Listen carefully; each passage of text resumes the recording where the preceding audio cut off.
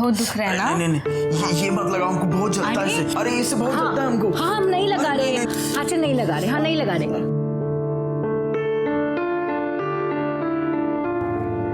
अरे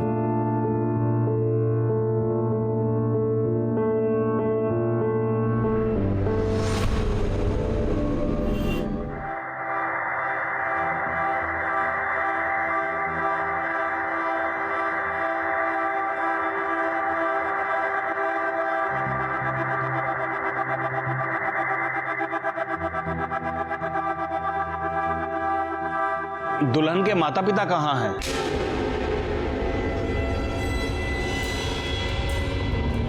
वो नहीं आएंगे, अब विधि शुरू कीजिए।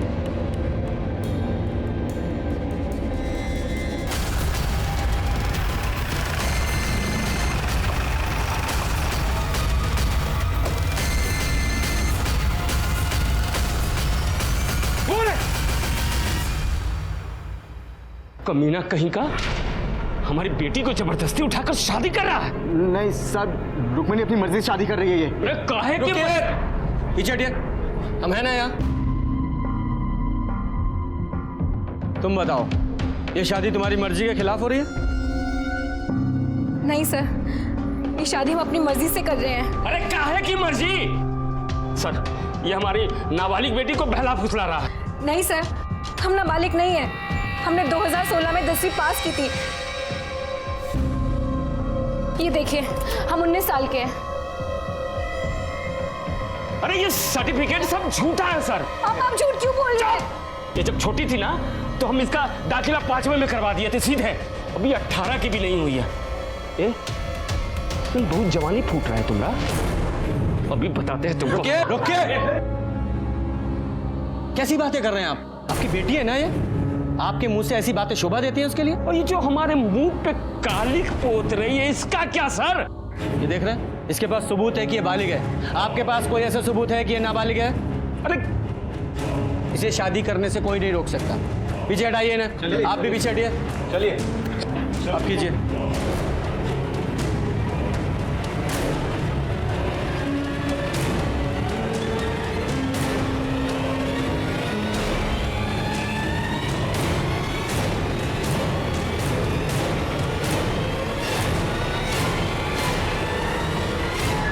आप दोनों का विवाह संपन्न हुआ।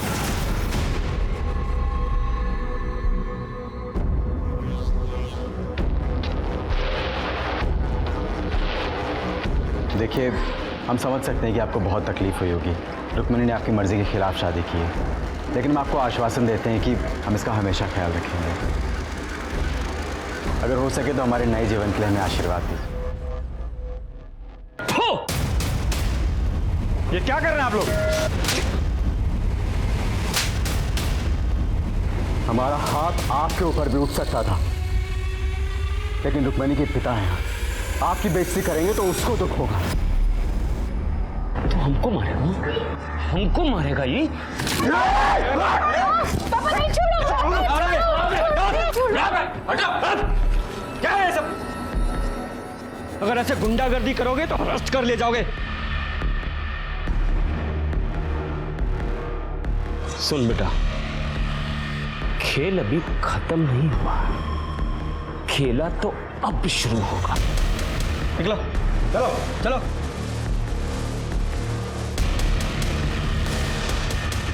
चलिए।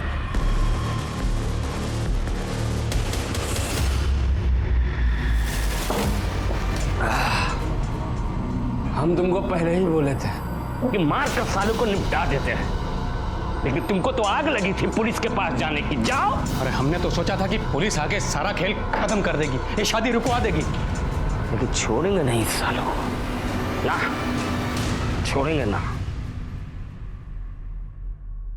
पंकज यार, थोड़ा जल्दी हाथ चलाओ यार, सुबह से कोई काम आगे बढ़ता ही नजर नहीं आ रहा है हमको।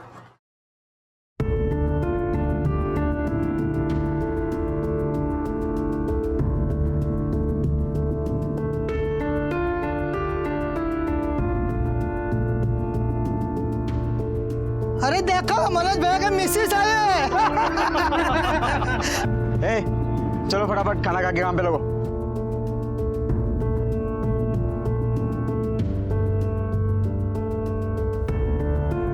कैसा बना है? तुम खाई? हम खा लेंगे। अरे अभी खाओ हमारे साथ, हम खिलाएंगे तुमको अपने हाथों से।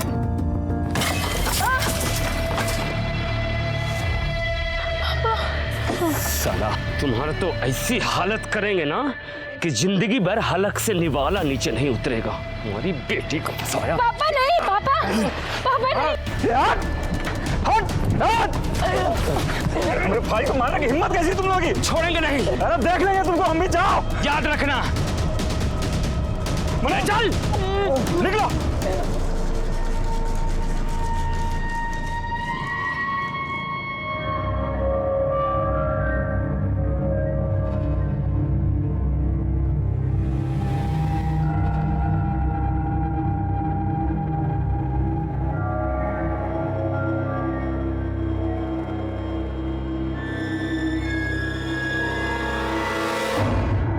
आ जाओ, एक सीट खाली, आ जाओ।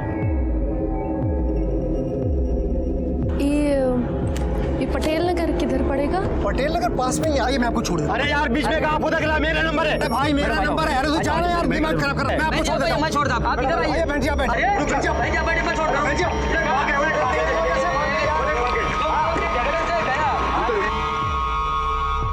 अरे अरे आग लग गई, आग लग गई, आग लग गई। अरे नहीं आग बुझा नहीं है। अरे पानी आ गया।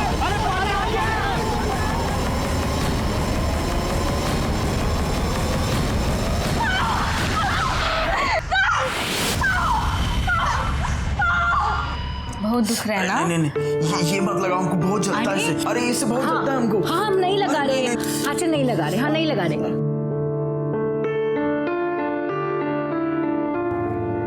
अरे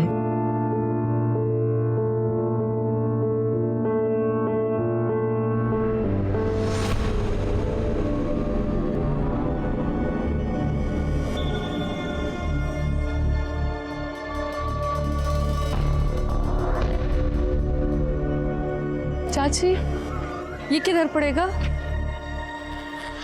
बेटा ये आगे जाके दूसरी गली और तीसरा मकान।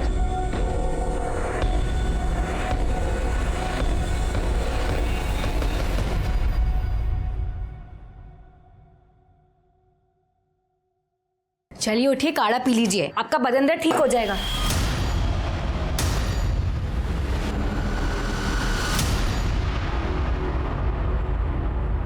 लो भाई सामान ले आए, खड़ा धनिया नहीं मिला।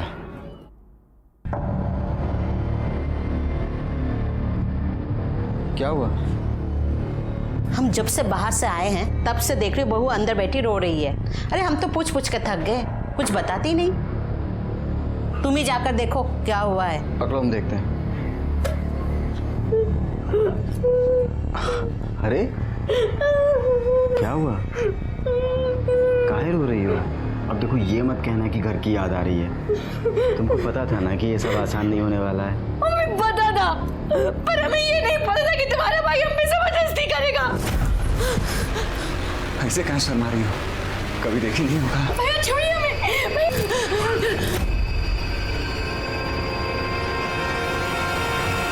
पागल हो गई है क्या?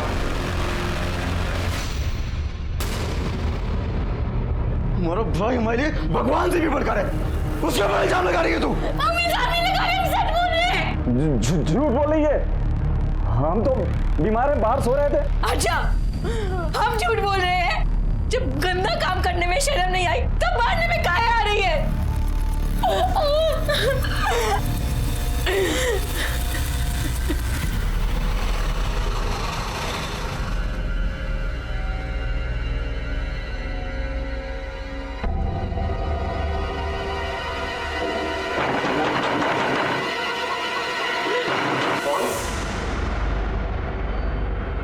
पापा तुम कौन है?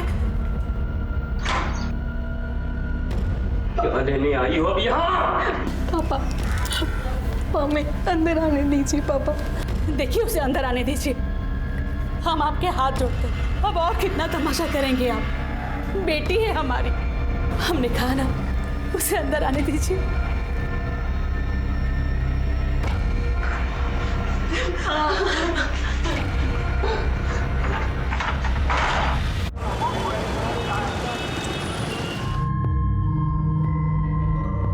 ऐसा बहू पर हाथ नहीं उठाना चाहिए था। हाँ तुम सुनी ना वो क्या बोल रही थी। भैया प्लीज ले आओ ना भाभी को।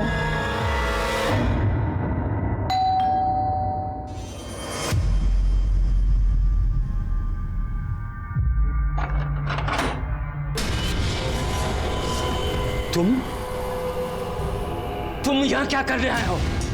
चले जाओ यहाँ से, नहीं तो यही जिंदा जमीन में गाड़ देंगे। निकलो निकलो यहाँ से। ये क्या कर रहे हैं? भगवान के लिए बस कीजिए। ये दामाद जी है हमारे, जो हुआ सो भूल जाइए। हमारी बेटी की जिंदगी बर्बाद मत कीजिए। हम रुक्मणी को लेने आए। रुक्मणी को लेने आए? दोबारा ये देखिए एक बार मेरी बात मान लीजिए। रुक्मणी के लिए, मेरे लिए।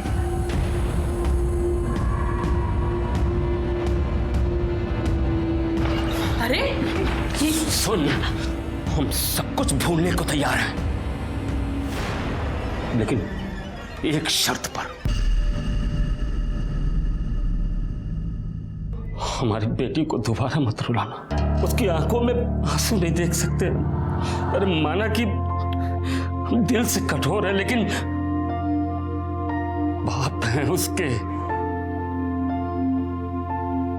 तुम क्या देख रही हो? अरे दामाद जी पहली बार आए हैं, कोई अच्छा खाना बनाओ।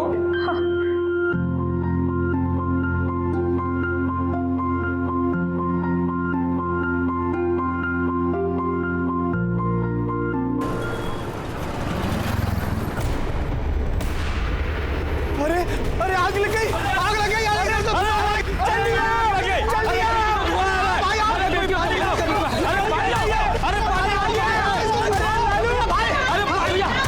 अबे हमारे बेटियों से भागे, कमरे में आग लगी।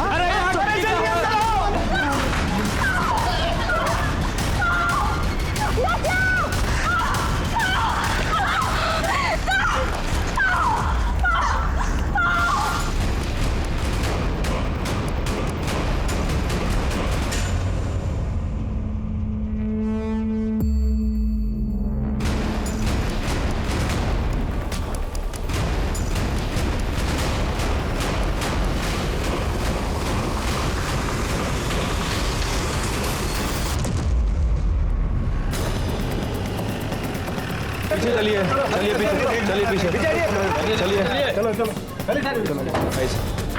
सर 2 लोगों की बॉडी थी, मनोज और रुक्मणी। काफी बुरी तरह से जल गए थे। मनोज की तो मौका वारदात पर ही मौत हो गई। रुक्मणी को हॉस्पिटल भेज दिया गया। ये रही सर मनोज की बॉडी।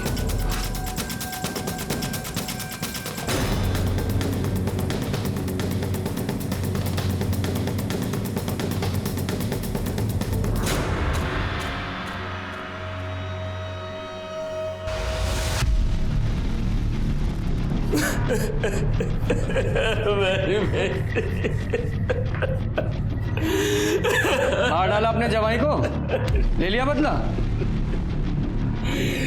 नहीं सर, हमने कुछ नहीं किया। हमने तो उन्हें माफ भी कर दिया था। वो दोनों यहाँ क्या कर रहे थे? रुक्मिणी 1 दिन पहले यहाँ आई थी, तो शायद मनोज ने उसे थप्पड़ मार दिया था, तो वो चिढ़कर हमारे घर आ गई। और मनोज ने उसे थप्पड़ क्यों मारा था? हमें क्या पता था। रुक्मिणी की माँ ने भी उससे पूछा, लेकिन उसने कुछ नहीं बताया। हाँ, फिर कल शाम मनोज हमारे घर आया। मुझे गुस्सा तो बहुत आया, लेकिन मैंने सोचा कि चलो जाने दो, बात बढ़ाने से क्या फायदा, एक ही तो बेटी है। और यहाँ तक कि कल रात में हम लोगों ने साथ में खाना भी खाया था। हम सब बहुत खुश थे साहब। ये देखिए, कल रात में हम लोगों ने तस्वीर भी ली थी, लेकिन हमें क्या पता था कि ये सब। ये आग कैसे लगी? हमें नहीं पता साहब। हम तो रात में सो रहे थे, तभी रुक्मिणी के कमरे से चीखने की आवाज आई। फिर उसके कमरे से धुआं निकलने लगा। पड़ोसी आए और उन्होंने दरवाजा तोड़ा, और उसके बाद। सच बोल रहा हो? सच बोल रहा हूँ। पर दिखाई नहीं दे रहा, क्योंकि मनोज से तो तुम बहुत नफरत करते थे। लग नहीं रहा सच बोल रहे हो। सच बताओ क्या हुआ था, वरना जेल में डाल के सड़ा दूंगा। नहीं साहब, जब रात में हमारी नींद खुली तो रुक्मिणी के कमरे से लड़ने झगड़ने की आवाज आ रही थी। हमने सोचा कि चलो पति पत्नी का झगड़ा होगा, कल तक खत्म हो जाएगा। फिर हम बाथरूम चले गए। बाथरूम से जब वापस आ रहे थे तो देखा कि मनोज मिट्टी के तेल का डब्बा लेकर कमरे के अंदर जा रहा और जाकर उसने दरवाजा बंद कर लिया। हमने दरवाजा खटखटाया लेकिन उसने दरवाजा नहीं खोला। अभी कुछ सोच ही रहे थे तभी रुक्मिणी के कमरे से चीखने चिल्लाने की आवाज आने लगी। हमने दरवाजे के छेद से झांक कर देखा तो मनोज रुक्मिणी को जला दिया था साहब। फिर हमने देखा कि मनोज को भी आग लग गई है। पड़ोसी आए, उन्होंने दरवाजा तोड़ा लेकिन तब तक मनोज मर चुका था साहब। तुम्हारा भाई कहाँ है? वो अस्पताल गया साहब। बाकी लोगों के बयान लो, बॉडी को मॉर्ग में भेजो, मनोज के घर वालों को भी बुलाओ। ठीक है सर।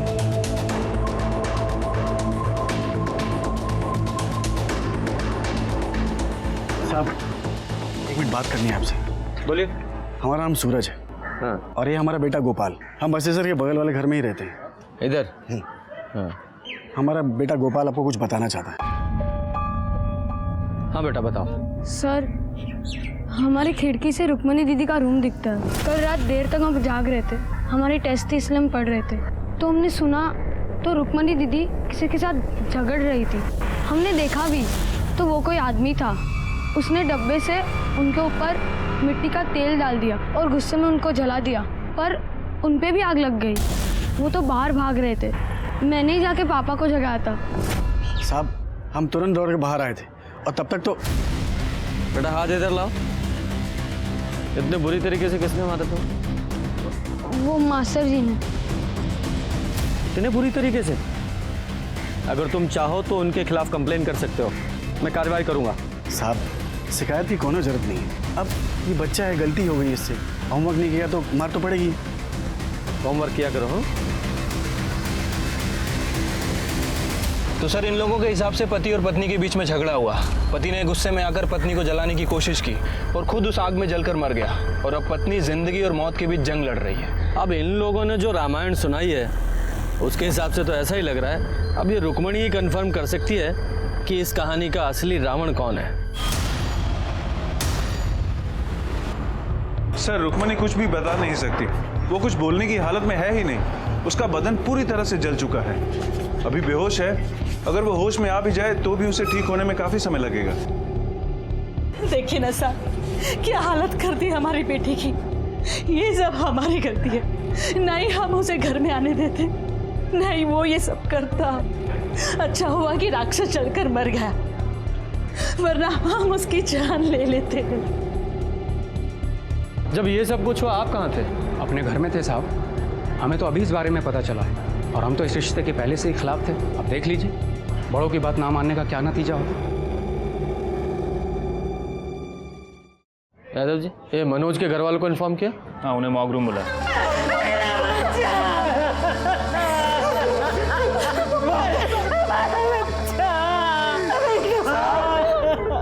उस प्रोफेसर ने हमारे भाई को मारा साहब, छोड़िएगा मत साहब उसको। आप शांत हो जाइए। देखिए बॉडी में तो और कुछ बचा नहीं है, लेकिन हमें बॉडी में एक कड़ा मिला है। आप पहचानते हैं इसे? साहब ये कड़ा मनोज का साहब, उसके पिछले जन्मदिन पे हम उसको गिफ्ट में दिए थे साहब। साहब ये सब कुछ उस रुक्मिणी के बाप ने किया साहब। उसने हमारे भाई मनोज को मार डाला साहब। मंदिर में देखा था ना आपने, कितना गुस्सा भरा था उसके अंदर। और उसके बाद मनोज जिस कंस्ट्रक्शन साइट पे काम करता था वहां अपने गुंडों के साथ पहुंच गया था। वो तो ठीक टाइम पर मैं और कुछ लेबर आए तो बीच बचाव किया, नहीं तो हमारे भाई को उसी दिन मार डालता वो साहब। जब इतना गुस्सा भरा था तो अचानक मान कैसे गया वो? जब इस बसेसर ने मनोज के साथ कंस्ट्रक्शन साइट पे मारपीट की थी तो आप लोगों ने पुलिस कंप्लेन क्यों नहीं की? हमने उससे कहा था बात ना बढ़ाए, रिश्तेदारी वाली बात थी। अब बेटी भाग जाएगी तो गुस्सा तो आएगा ना। इतना गुस्सा कि हमारे बेटे की जान ही ले ली। ये रुक्मणी के घर वालों ने हमें बताया कि मनोज ने रुक्मणी के साथ कुछ मारपीट की थी और इसलिए वो अपने मायके आ गई थी। ये बता सकते हैं पति पत्नी में किस बात को लेकर झगड़ा हुआ था? साहब पति पत्नी तो लड़ते रहते हैं, कौन सी बड़ी बात है। और मनोज थोड़ा गुस्से वाला था और रुक्मणी बहुत जल्दी चिढ़ जाती थी। बात क्या हुई थी साहब, हमें कुछ नहीं पता। हमें बिन बताए उसने गुस्से में अपने मैके जाके बैठ गई। साहब हमने मनोज से कहा था उसे मना ले आए। साहब हमें क्या पता था, हम खुद ही मेरे बेटे को मौत के मुंह में भेज सर ये मनोज की पीएम रिपोर्ट है सर। बॉडी 80% जली हुई थी सर, और बॉडी पे कहीं भी कोई एक्सटर्नल इंजरीज और ट्रॉमा के निशान नहीं है। यादव जी, ये मनोज के घर वालों का कहना है कि मनोज काफ़ी गुस्से वाला था जी, और ये रुक्मणी ये भी काफ़ी शॉर्ट टेम्पर्ड थी। तो हो सकता है उस रात रुक्मणी और मनोज का झगड़ा हुआ हो और गुस्से में मनोज ने रुक्मणी को जला दिया और गलती से उसी आग में खुद जलकर मर गया। तो इस हिसाब से रुक्मणी विक्टिम और ये मनोज कल्प्रिट।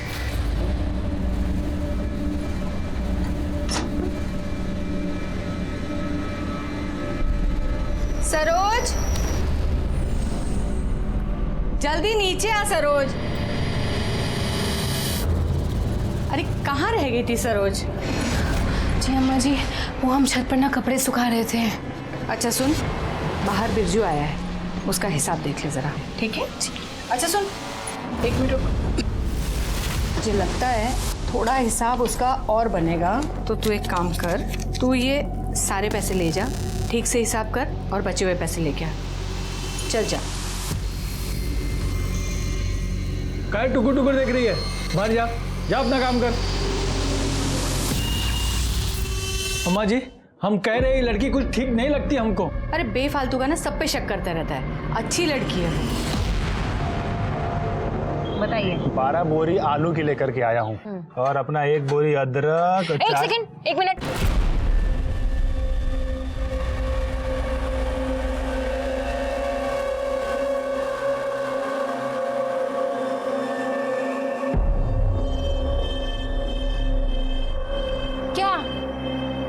ये काहे ऐसे बत्तीसी दिखा रहे हो हमें? हाँ, ये लो, काम करो, काम पे ध्यान दो।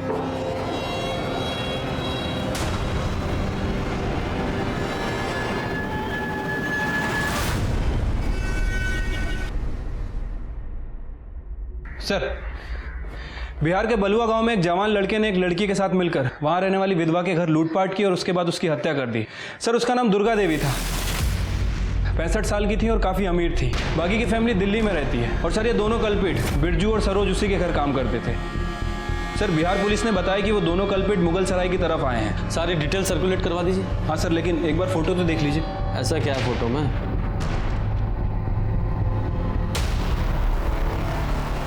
ये तो रुक्मणी जैसी लग रही है, लेकिन वो तो हॉस्पिटल में है। ये बिहार में कैसे हो सकती है? यादव जी, ये रुक्मणी की फाइल निकालो।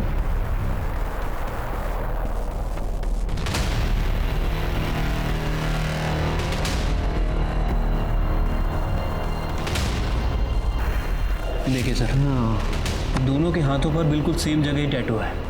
हाँ, लेकिन इस फोटो में टैटू थोड़ा क्लियर नहीं है, लेकिन है एक ही जगह पर। Good job Yadav ji. अब इस रुक्मणी से मिलने का वक्त आ गया है, चलो।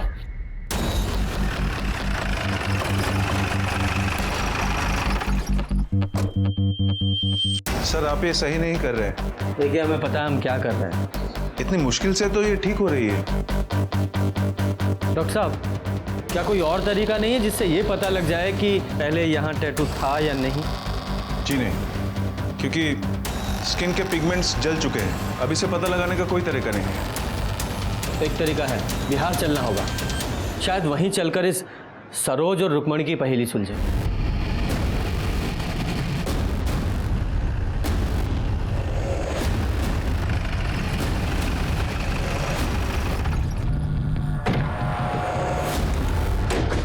यही घर है सर, और ये पुलिस वाले यूपी से आए हैं साहब। तुमने जो बयान हमको दिया था, तुम्हारे मुंह से सुनना चाहते हैं। वो क्या है कि तुम्हारे अम्मा जी के कातिलों का पता लगाना है ना। छोड़ना मत साहब उनको। हमारी अम्मा जी बहुत अच्छी थी साहब, बहुत अच्छी थी हमारी अम्मा। ये सरोज यहाँ कब से काम करती थी? साहब कुछ 35-40 दिन हुए होंगे साहब। बहुत पढ़ी लिखी थी साहब, और एकदम सीधी सादी लगती थी। अम्मा जी का तो बहुत ही ख्याल रखती थी, और अम्मा जी भी उस पर बहुत भरोसा करते थे साहब। और ये बिरजू? अम्मा जी का जमीन का बटाई होता है ना, वो बिरजू ही देखता था, यहाँ आता जाता रहता था साहब। वो हिसाब किताब भी सरोज ही देखती थी। जी सर, यहाँ पे काम करने वाले लोगों का कहना है कि सरोज और बिरजू बहुत घुल मिल गए थे। हाँ साहब, हम देखे थे, बिरजू और सरोज में बहुत नजदीकियाँ हो गई थी। अगर तुम्हें हमारी जरूरत है तो सीधे सीधे कह क्यों नहीं देते? साहब वो जो सरोज थी ना, वो हमेशा डरी डरी रहती थी। डरी डरी मतलब? डरने की वजह तो पता नहीं, लेकिन हमेशा उसके दिमाग में कुछ ना कुछ तो चलता रहता था साहब। ये सरोज कहाँ की रहने वाली थी? पता नहीं साहब। पता नहीं? तो फिर मिली कहाँ? हम वो अप्रैल में पटना गए थे, आके देखा तो यहाँ काम कर रही थी वो। आपने सरोज के बारे में बाकी गांव वालों से बात की? जी सर, लेकिन किसी को भी नहीं पता है कि वो कहाँ से आई थी और यहाँ तक कैसे पहुँची। साहब हम एक चीज हमेशा देखते रहे कि जब भी अम्मा जी लाकर खोलती थी ना तो उसकी आँख खुल जाती थी। सच में हम कह रहे साहब कि सब कुछ उसका ही किया धरा है, बिरजू को भी उसी ने फंसाया साहब। साहब वहाँ अम्मा जी का लाश लाकर के पास पड़ा था और उस वक्त लाकर खुला था साहब। सर फ्लावर वॉश को वेपन की तरह यूज किया गया था, जिसे हमने फॉरेंसिक में जमा करा दिया है। ये सरोज के पास कोई मोबाइल था? नहीं साहब, नहीं था। ये अम्मा और बिरजू के पास तो होगा? हाँ उनके पास था साहब।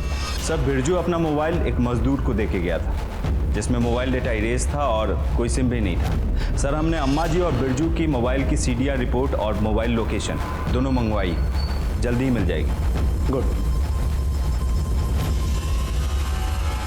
सर बिरजू के मोबाइल लोकेशन और मोबाइल डिटेल्स में कुछ भी सस्पिशियस नहीं है, लेकिन सर ये अम्मा जी नटवा गांव में भीमा के कांटेक्ट में थी। ये भीमा कौन है? हिस्ट्री शीटर है सर, ह्यूमन ट्रैफिकिंग के केस में कई बार पकड़ा गया पर हमेशा बेल पे छूट जाता है। लेकिन सर मेरी समझ में ये नहीं आ रहा है कि दुर्गा देवी उससे बात क्यों करती थी। वो भी पता चल जाएगा।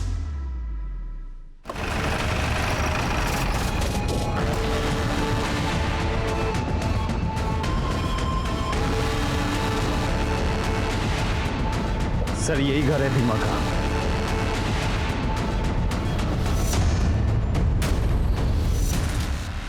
यहाँ तो ताला लगा है। कैसे पता लगाएं सर, कहाँ गया होगा?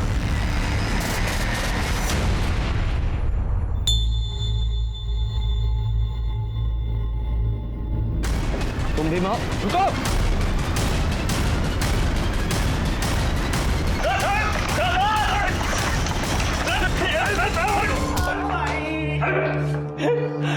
कितना मारते हो तुम लोग? बहुत लगा? जी साहब। अच्छा पानी पियोगे? हाँ साहब। ठीक है पिलाते हैं, पर पहले सच बताओ, सरोज को तो जानते हो? कौन है, कहाँ से आई थी, सारी डिटेल्स बताओ उसकी। साहब हम कसम खा के कहते हैं, हमको नहीं पता साहब। अम्मा ना सच बोलती थी, ये लातों के भूत बातों से नहीं मानते। तुम लोग ना अपने तरीके से पूछ लो, मुझे तो ये कुछ बताएगा नहीं। साहब रुकिए साहब, बताते साहब, बताते। बताओ। सब वो दरअसल वो राम लखन आदमी का फोन आया था हमारे पास। वो हमको बोला कि उसके पास एक 19 साल की एक लड़की है जो बहुत ही खूबसूरत है, उसका हाथ पैर भी ठीक ठाक है। तो साहब 1 लाख में हमारा डील फाइनल हो गया। उसके बाद साहब हम 5 दिन अपने साथ ही रखे नटुआ गांव में, बस इतना ही साहब। फिर 5 दिन बाद क्या किया? वो अम्मा जी को बेच दिए थे 1.5 लाख रुपए में। ये राम लखन का जो फोन आया था मोबाइल से आया था? जी। यादव जी सर, उस नंबर को ट्रेस करो। कहाँ का रहने वाला है ये? जी यूपी। तो लड़की को तुमने यूपी से उठाया? साहब ये तो हमको पता नहीं है, लेकिन यूपी और बिहार का जो बॉर्डर है ना, वहीं पर लेन देन हुआ था। कब हुआ था? 11 अप्रैल रात को हुआ था। मतलब जिस रात रुक्मणी और मनोज को चलाया गया। ठीक है, very good sir. Ram Lakhan का फोन ट्रेस हो गया है सर। ये राम लखन और कोई नहीं बल्कि बसेसर दुबई है, रुक्मणी का पिता। क्या? तो क्या ये सरोज और रुक्मणी दोनों एक ही हैं? अगर ये सरोज रुक्मणी है तो आखिर वो लड़की कौन है जो हॉस्पिटल में है, या फिर दोनों जुड़वा बहनें हैं? सर जो लड़की हॉस्पिटल में है उसका डीएनए बसेसर दुबे के डीएनए से मैच भी हुआ था। बड़ी उलझी हुई पहेली है। सबसे पहले ना ये मुगल सराय जाकर इस बसेसर से बात करनी पड़ेगी। यादव जी, इस बसेसर की पूरी जन्म कुंडली निकालो। जी। और सिन्हा साहब सर, जितने भी टोल नाका हैं सबकी सीसीटीवी फुटेज निकालो। इस सरोज का मिलना बहुत जरूरी है। और वो बिरजू, उसके मोबाइल में उसका सिम नहीं था, हो सकता है उसने दूसरे मोबाइल में सिम डालकर एक्टिवेट किया हो। पता करने की कोशिश करो। इन दोनों का मिलना बहुत जरूरी है। जी सर।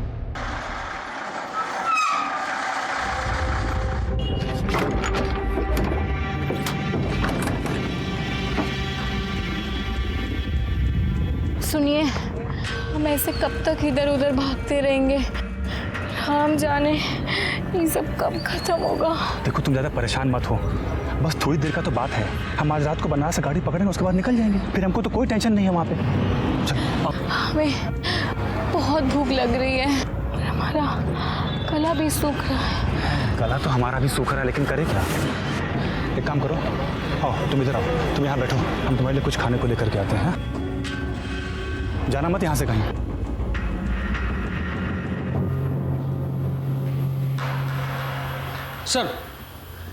सर बसेसर के बारे में एक इन्फॉर्मेशन मिली है।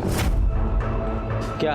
बसेसर की पहले भी एक शादी हुई थी किसी दुलारी नाम की औरत के साथ। उससे एक बेटी भी है, महुआ रुक्मिणी से 2 साल बड़ी है।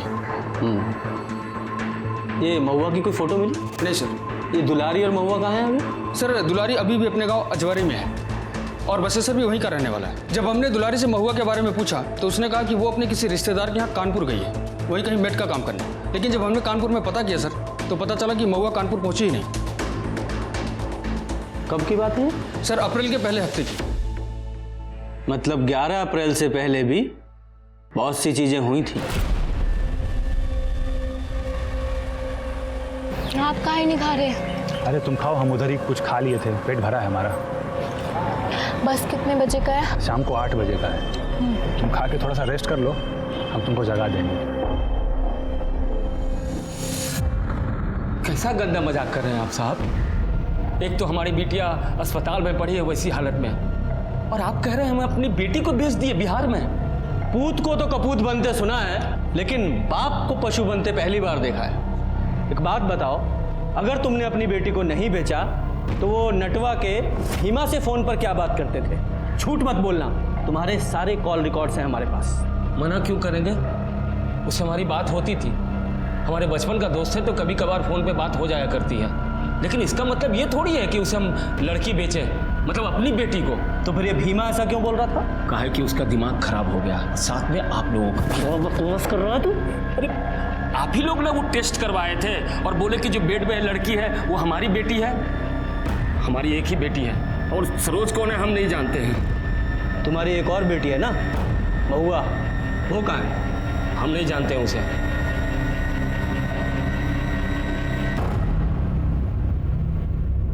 ठीक है, जाओ।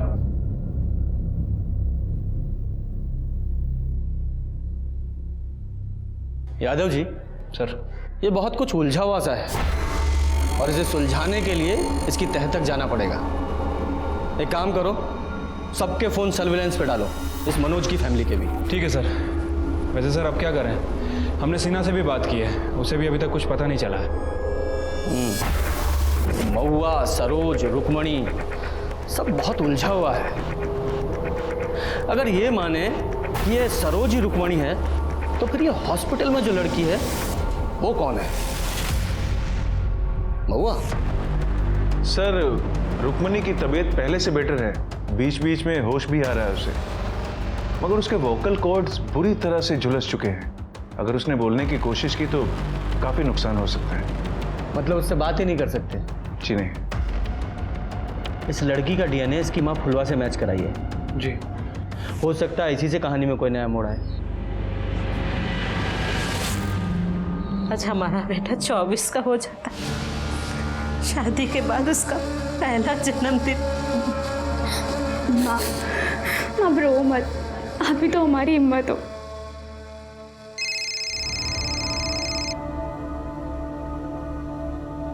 हेलो, सर अभी भी मनोज की बहन नीला को किसी ने फोन किया सर। ये सुनिए सर।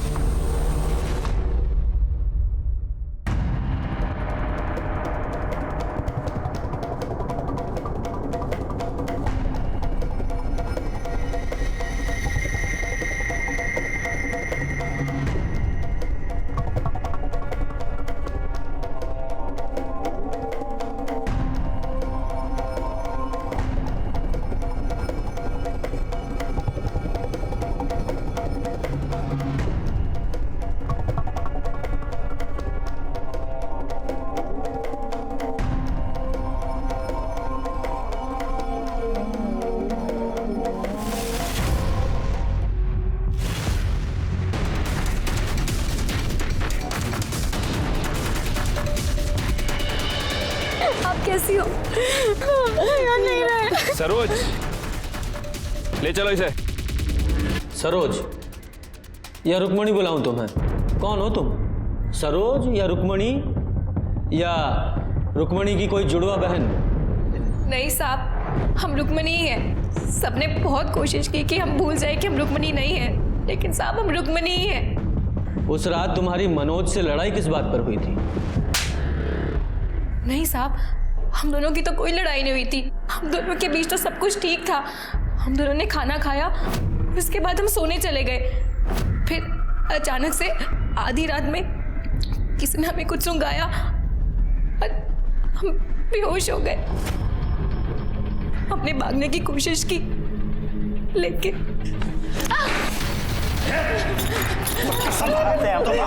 हम तुमको ना अम्मा के पास भेज दिए।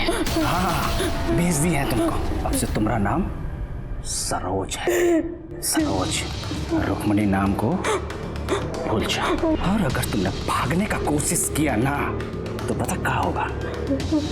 जो पूरा गांव का मर्द लोग है ना, वो तुम्हारे ऊपर छोड़ देंगे। उसके बाद तुमको और तुम्हारे मनोज को दोनों को गोली मार देंगे। अम्मा जी बहुत अच्छी इंसान थी, वहां में कोई परेशानी नहीं थी। पर साहब, हम वहाँ कैसे रहते? हमें तो अपने पति के पास जाना था। हम मनोज से बहुत प्यार करते थे साहब। हमारे पास कोई फोन भी नहीं था जिससे कि हम मनोज को फोन कर सके। वहाँ हर वक्त हम पर सब लोग नजर रखते थे साहब। ऐसा लगता था जैसे हमें वहाँ कैद करके रखा हो। फिर हमें एक आदमी मिला वहाँ पे, बिरजू नाम का। वो अम्मा जी की जमीन पे बटैये पे काम करता था। हमने उससे जानबूझकर दोस्ती की। हमने बिरजू से कहा कि हमें यहाँ से भागना है। उसने कहा उसके लिए हमें पैसे चाहिए होंगे। हम दोनों ने मिलकर एक योजना बनाई कि तिजोरी से सारे पैसे निकालकर हम भाग जाएंगे।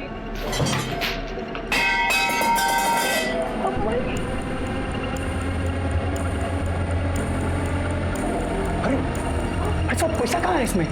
तुमने कहा बहुत सारे पैसा है।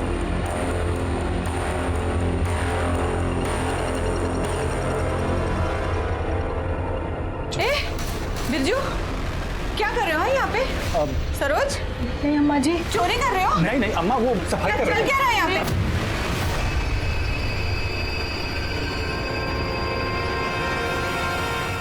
तो तुम यहाँ मुगल सराय आना चाहती थी मनोज के पास? हाँ साहब, पर हमें पता चला फिर साहब हम इधर उधर भागते रहे। हरिदासपुर बस स्टैंड पर बिरजू ने हमारे खाने में नशे की गोली मिला दी और हम बेहोश हो गए।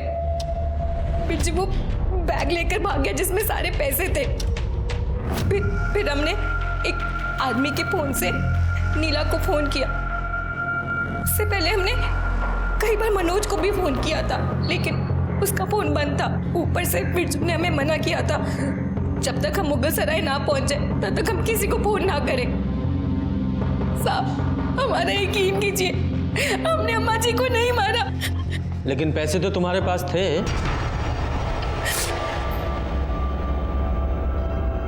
हाँ साहब, जब बिरजू ने खाना खाने से मना किया तब हमें उसकी नीयत पर थोड़ा सा शक हुआ, तो हमने पैसे अपने पास छुपा लिए थे। मनोज ने तुम्हें किस बात पर मारा जो तुम मायके चली आई थी? उसके भाई राजेश ने हमारे साथ करने की कोशिश की थी। हमने मनोज को बताया अभी साहब, पर उसने हम पे यकीन नहीं किया। सर, डीएनए रिपोर्ट आ गया है।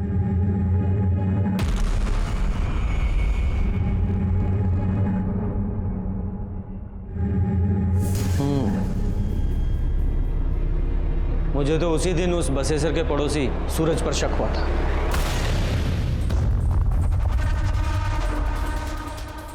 तुमने पुलिस से झूठ क्यों बोला? देखिए साहब, आप हमारे बच्चे के साथ ऐसे सवाल जवाब नहीं कर सकते। अच्छा, उस दिन तो तुम ही लाए थे ना इसे बयान दिलवाने के लिए। अब क्या हुआ? बेटा, झूठ बोला था ना उस दिन तुमने। सर, हमें कुछ नहीं पता था, हमने कुछ देखा भी नहीं था। वो तो पापा और बसेसर चाचा ने जो कहने को बोला था वो अपने आप को कह दिया।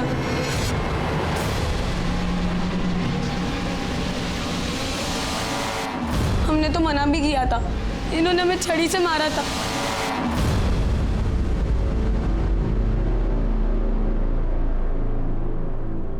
तुम्हारे खिलाफ सारे सबूत हैं हमारे पास। अब फटाफट सारी सच्चाई बताओ।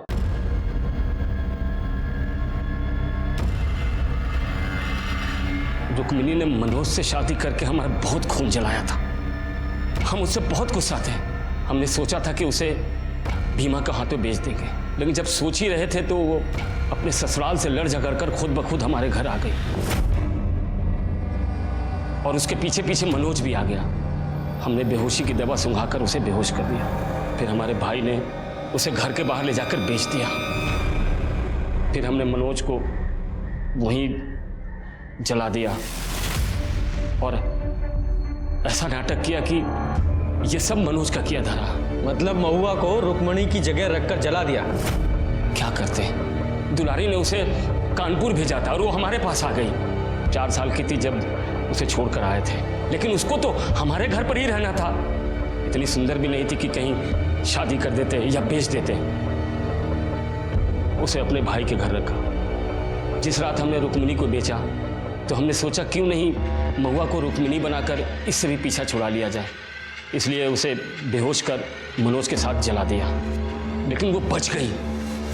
शर्म आती है तुम्हारे जैसे इंसान को पिता कहते हुए। अपने स्वार्थ और अहंकार के लिए अपनी 2 बेटियों की जिंदगी बर्बाद कर दी। रुक्मणी ने अपने परिवार से लड़कर मनोज से शादी की थी और मनोज के भाई राजेश ने रुक्मणी को मोलेस्ट करने की कोशिश की थी। राजेश से जब हमने इसके बारे में पूछा तो उसने पहले तो इनकार किया, लेकिन कड़ाई से पूछताछ करने पर उसने स्वीकार किया कि हाँ, उसने रुक्मणी को मोलेस्ट किया था।